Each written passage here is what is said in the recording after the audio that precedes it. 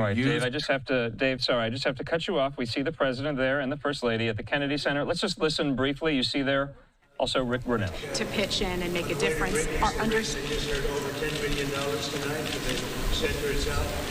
We want to bring it back and bring it back better than ever. As you know, it needs a little help from the standpoint of age and fitness, but it's going to be fantastic. Are you feeling it better than the last apology that you made last night? I really am. So what's the question about I love Clemens. We've said it many times. We love it. One of my favorites. Mr.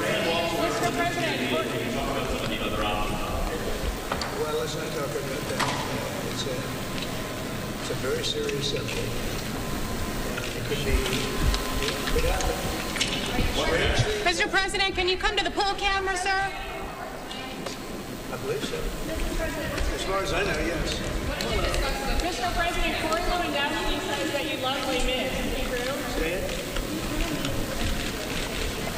We'll see what happens. Yeah. Mr. President. We're going to meet with a lot of people. I look forward to it. Say it. We're going to have to figure that one out. Mr. President, is there more conservative? I would say every one of them is just great. It's truly great talent, and this is a great production. First of all. Mr. President, can you tell us about the reception?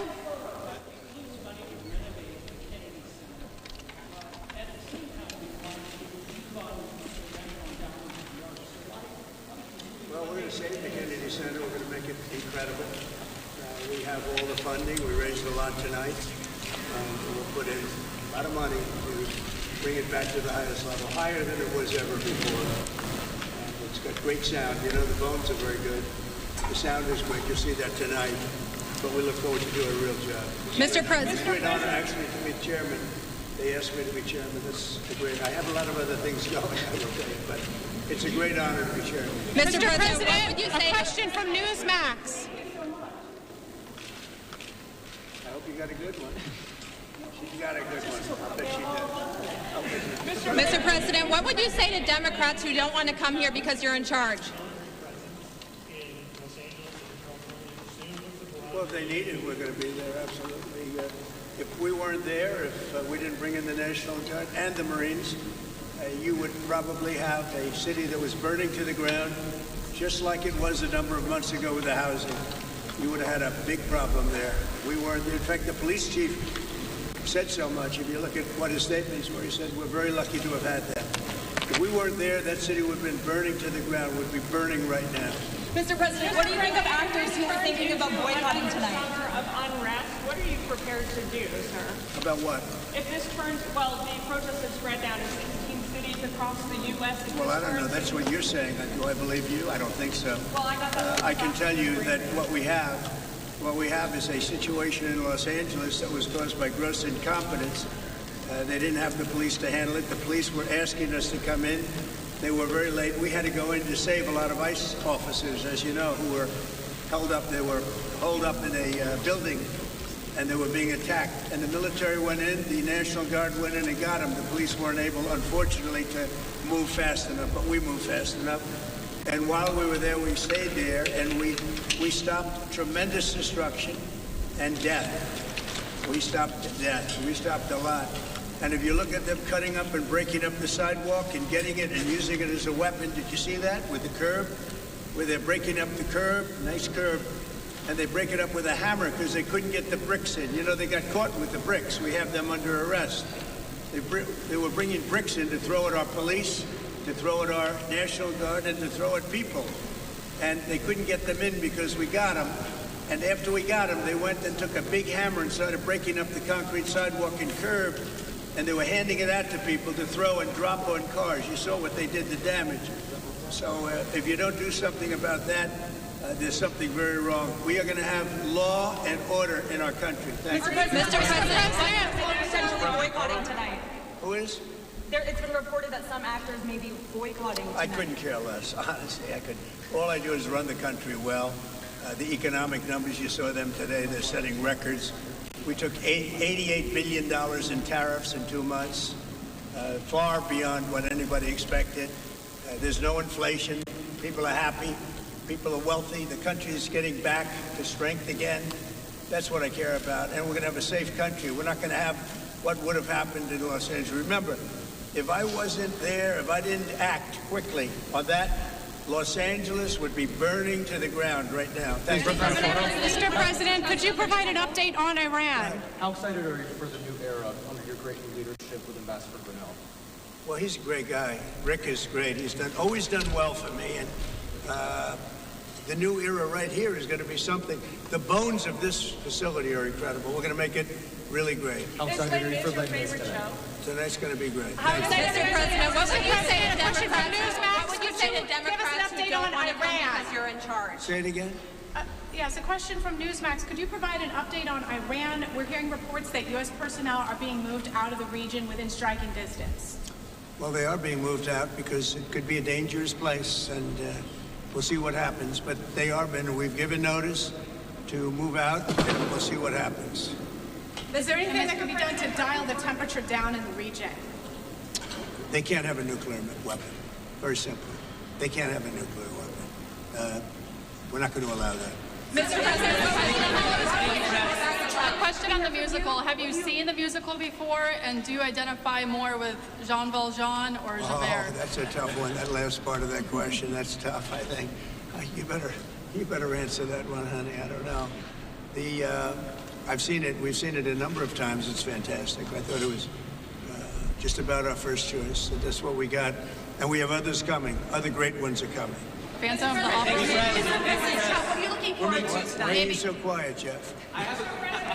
My question is on trade. Would you be willing to extend the deadline for trade talks with these countries? I would, but I don't think we're going to have that necessity.